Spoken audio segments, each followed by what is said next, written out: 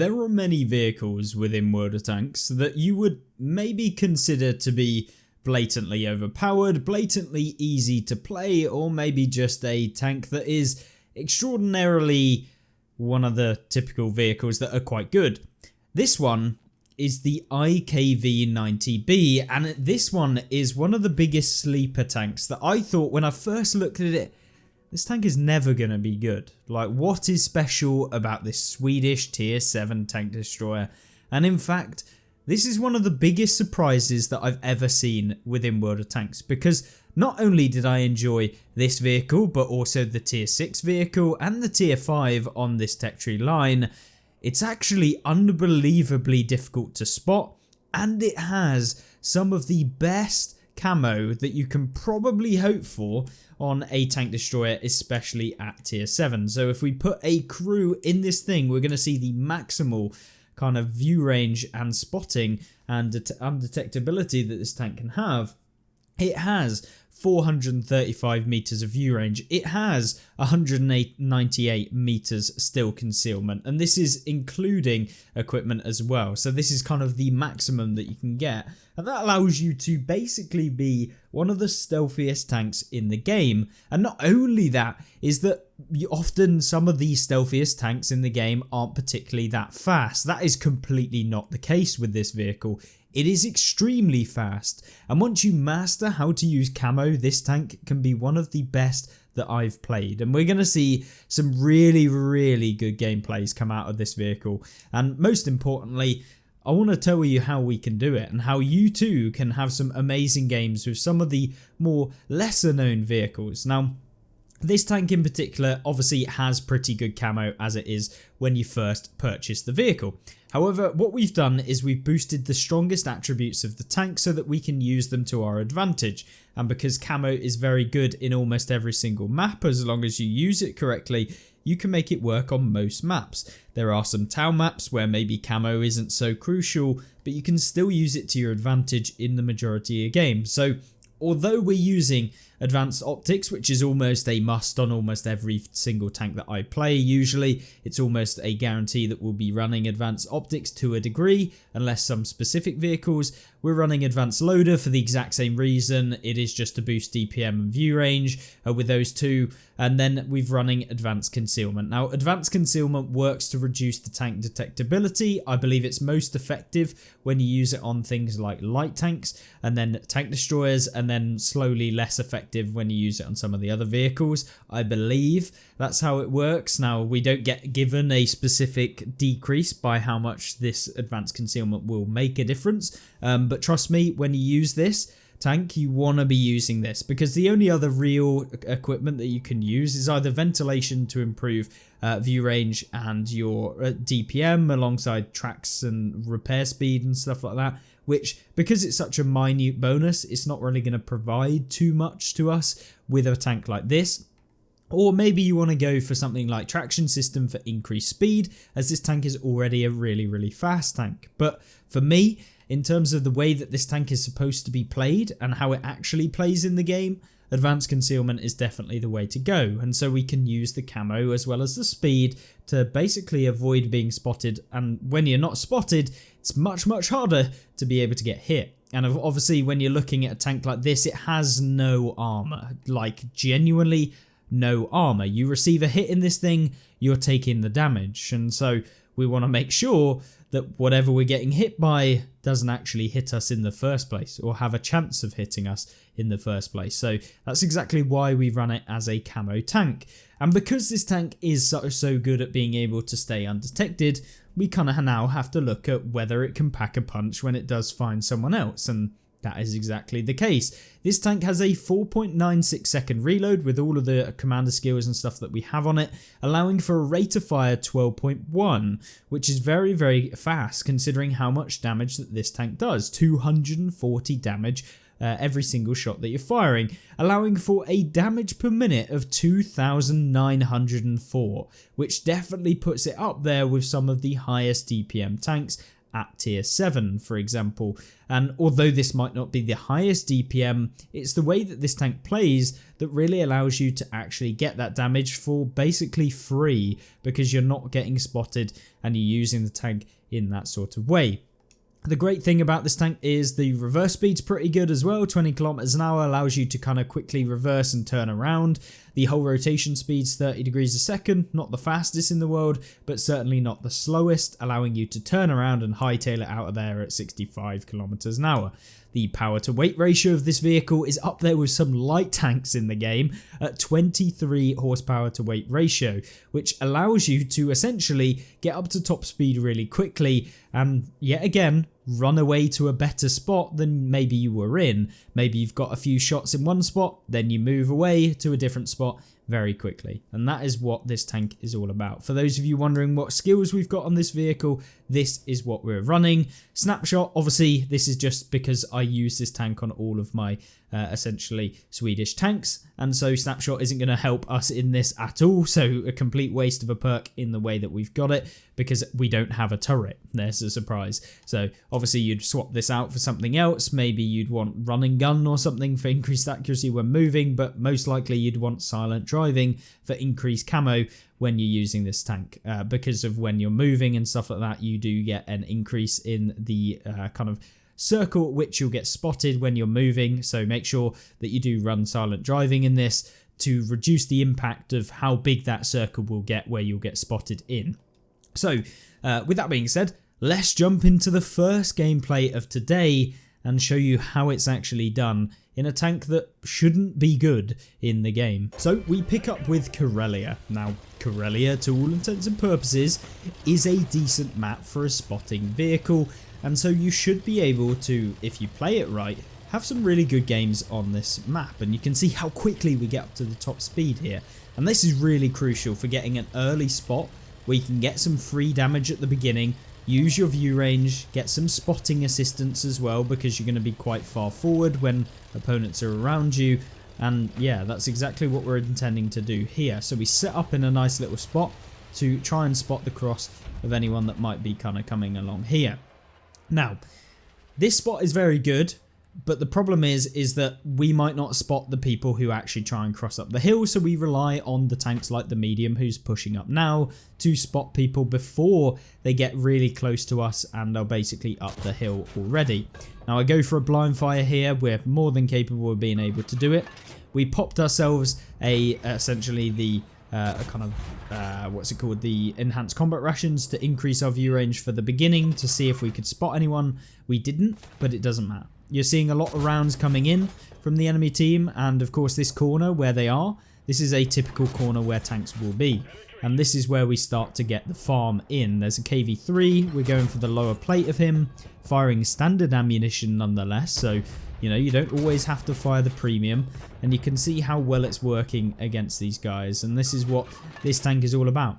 No chance of us getting spotted, even by the closest vehicles that are to us.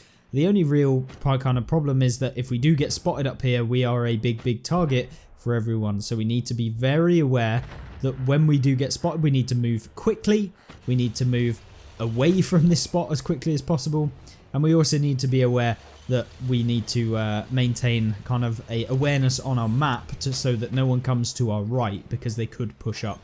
So just making sure that we're kind of aware of our surroundings. This is going to save you so much damage or so much health, and often these sorts of tanks, they might not be around for very long and people struggle to play them because they get spotted in silly positions. So you need to use your kind of awareness and make sure that you do put yourself in a good position, and when you know that you are spotted, that you aren't staying there trying to get a little bit greedy for some extra damage, because often that is the time at which you get pumped and you end up back in the garage much quicker than you would maybe hope for.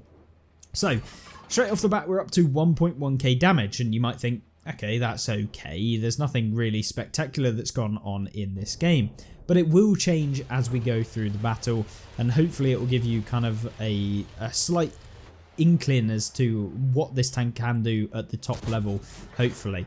And so you see that we're just trying to go for blind fires. There is typically a place up on the hill on the enemy spawn similar to where we are, that tank destroyers and stuff like that will be able to kind of sit on, and we've seen a few rounds actually come through from that sort of location. We just don't know where they are or what the tank is. But these two tanks, they are kind of sitting, they're being very passive. They've lost a lot of health to essentially me or the team as they've come around that corner, and so they're not really wanting to do it anymore. I don't blame them. But at the same time, we are basically doing nothing right now, but we need to do something soon, because if we don't do something soon, the enemy tanks on the northern side of this map are going to start to try and go ahead and come around from behind us. And once again, as I always say, you never want to get caught in a sausage sandwich, because, well, at least you don't want to be the sausage in that sandwich. You want to make sure that you essentially push through one of the flaps and essentially get through, and then you can kind of turn around and deal with the other flank. Otherwise, you're going to get outflanked and then essentially end up in a pincer maneuver, and you'll end up getting taken out. So it's at this point I decide it's time to take the hill. The enemy tanks are pushing towards our base. There's a lot of them. We need to deal with these guys on the corner, and then we can kind of think about what we need to do from there. So that's exactly what I do. Using the speed, we get up, we find ourselves a nice little OI who's out in the open. Obviously the OI is a gigantic tank, so it's very difficult for him to be able to hide himself, as well as not only hiding, but also being able to avoid our shots when we do actually find him as well. So we're going to push up to this location. I push down a tree just to get a bit more cover. We don't want to stay directly behind that tree just in case we do get blind fired by someone or someone's keeping an eye out. We're going to pull back behind the bushes, put one into the 88 that we spot as he comes towards the main area of the map, and we've put two into him. But we do now have a few vehicles still alive on the enemy team. There's also a lot of vehicles on the enemy team that have now started to win the southern side of the map where we just were. So yeah, this game not looking very good. We're down by 4 vehicles. We've done 2,700 damage, and we've got 154 assistance. So our teammate here in the other tank, the IS, gets taken out by the KV3, and at this point it's time for me to actually try and deal with this flank, the immediate flank to me, and that's exactly what I'm going to attempt to do. So the SMV starts pushing up, we put one into him. I'm very aware that we could get hit from behind, so we need to deal with this guy as quickly as possible. This guy has a really annoying autoloader, so we don't want to get hit by him very often. We're just poking him, trying to get him to fire, and that's exactly what he does. I'm going to pull forward because we're getting hit in the back. We put one more into him, and we've lost a bit of hit points, but it's something we had to do. Otherwise, we're going to get, 7 versus 1 at the end of the game, and probably lose all the hit points within 1 second anyway. So let's push a flank and actually deal with those guys, and then hopefully we can deal with whatever else comes. But of course, as I said before, we need to maintain some level of damage output during this game now, otherwise we are going to lose. We're down by 2 tanks. There's obviously some tanks coming in. There's an 88 who's also pushed up. We're going to try and get one into him. We've got heat rounds here which have really, really good penetration. However, this 88 needs to go, and luckily he doesn't get any more into me before we finish him off. But we've still got this KV3 that's behind us, and the enemy team are basically sat next to our cap, so I don't want to get capped out. That would be a nightmare for the game that we've so far had. Almost 4,000 damage in this tier 7. But we find ourselves a nice little bulwark. Hopefully we can get a shot into him. We do, but unfortunately just too late to help out our Jagdpanzer 4 here. And we put one into the Hellcat. Really nice one. Hopefully we can get one more. We do. Fantastic. That's what we want to see. We've got the heavy now spotted behind us. I put one more blind fire in there, but we're not sure if we could actually hit him. Either way, what you're seeing me do here is actually try and spot the enemy team. Our tank destroyer on our team is also looking like he's going to go and try and spot the hill, which is great. But we do have to kind of potentially make a charge towards the cap circle, because now there are 2 tanks in there. And you see me blind firing here, just seeing if we can get a shot in. It's unlikely I'm going to be able to get there. Our tank is right next to the cap circle, so hopefully he can spot them. We will move in if he resets the cap, because super important that we both go in at the same sort of time, or at least have cover on each other. The worst thing that I would want to happen is he gets there before me, which he would have done if we'd pushed in right now, and I won't be able to support him. At least here what we can do is we can get some shots on anyone that's in the cap. If they do get spotted, they do get spotted, but unfortunately they're behind the rock. They are literally in the one position I can't hit them in, so now it's time to go. We need to push with our teammate, otherwise we're both going to lose this game. So that's exactly what we do. And using the speed of this vehicle, we're able to go and try and support against the OI. They're both very low hit points, which I already knew, so I wasn't particularly scared that the J Panther might get taken out in this game, and more so just hoping that he wouldn't. And so you can see me here just trying to line up that shot into the backside of the OI, which we do, taking him out of the game and leaving us in a 2 versus 2. Now, okay, breathe. There's been a lot going on in this game so far, and this is why I love this tank. It genuinely is so much fun when you can use camo to your advantage, and this tank definitely can. Now, would I ever go as far to say that this tank is overpowered? Absolutely not. This tank is not an overpowered one. It's very difficult for most people to get to grips with, and so yeah, we've got to be careful. The Hellcat is actually where I thought he might be, and so hopefully we can get a shot into him. We do pick up nearly 5,000 damage at this point, but there's still one tank left alive, and I'm not sure what it is. I have no idea where this guy is. I don't know when he was last spotted. So what do? We go charging. We want to find out where this guy is, what he's doing, where he's going to be trying to go. And so with me going over this direction and with our teammate going over in the other direction, hopefully we should meet somewhere where this guy is, and then we can both go after him. But so far, nothing. He doesn't seem to be anywhere. Maybe he's actually over up to my top left, which could actually be the case. So he could be over an A1 and A2, and maybe I didn't actually spot him here. We don't know. But I'm thinking maybe he's just sat in base, trying to defend the base. It's a Wolverine, a tier 5, one tank that we don't really have to worry about at all when we're playing this vehicle. Most likely we're going to outspot him, even if we do find him. And at that point we can just decide what we want to do from there, because he's not going to outspot us. And also the fact that we are a tier 7, we've probably got the same amount of hit points as him if he hasn't taken any shots so far. So it's very unlikely the Wolverine's going to win this. So what do? Well, we go towards the enemy's cap circle, and we're going to try and pressure him into coming to where we are. And so having done 4.9 thousand damage with 154 assistance, I'm pretty happy with how this game has gone. But I'd love to find this Wolverine to take us over that 5,000 damage mark, even if we have done over 5,000 combined in a little tier 7 rat tank. This is like genuinely, when this was happening live on stream, it was one of my favourite kind of moments, I guess, that we've had. Yeah, you guys were loving it, because guess what? Eclipse had to cap, or at least get in the cap, to maybe try and force this guy to make a move. And then I literally jump out of the cap, and yeah, he jumps in the cap. I'm getting scared that our teammate has then decided to get out of the cap, which means that now I have to cap. I was going to go in and get that guy because we were winning the game. Instead, I now have to cap the base. Brilliant, brilliant, brilliant. Otherwise, we could have ended up that I wouldn't quite make it back to base in time to decap him, which could happen, and then we could lose the game, and I did not want to lose this game. Unfortunately, the Wolverine is just staying in the cap, and yeah, that really does suck that we had to take the entire game all the way to the end, basically coming back from a real horrible potential loss, and still we've got to end up capping against this guy, which is super annoying. I guess we started the cap circle. Yeah, it just feels bad, and this is probably one of the first times that you've ever seen me cap the base to win in the game.